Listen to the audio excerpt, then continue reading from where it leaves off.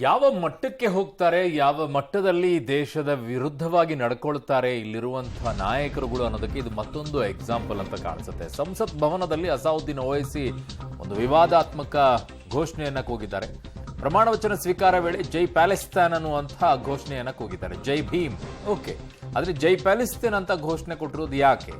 ಪ್ರಮಾಣ ವಚನ ಸ್ವೀಕರಿಸಿ ಕೊನೆಯಲ್ಲಿ ಪ್ಯಾಲೆಸ್ತಾನ್ ಪರ ಜೈಕಾರವನ್ನ ಹಾಕಿದ್ದಾರೆ.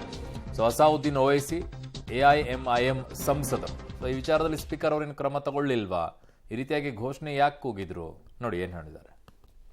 जय भीम, जय मीम, जय तेलंगाना, जय फलस्तीन, तकबीर, अल्लाहु अकबर. जय भीम, जय भीम, जय मीम, जय तेलंगाना, जय फलस्तीन, तकबीर, अल्लाहु अकबर. जय भीम, जय मीम, जय तेलंगाना, जय फलस्तीन, तकबीर, अल्लाहु अकबर.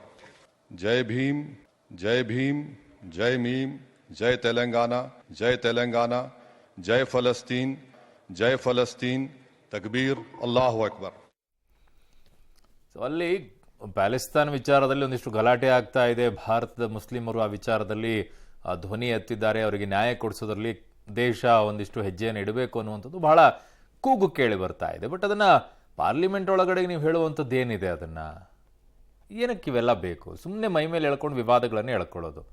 ಇರೋ ಮನಸ್ಥಿತಿಗಳೇ ಅದೇ ಅಲ್ವಾ, ಏನು ಮಾಡೋಕ್ಕಾಗತ್ತೆ?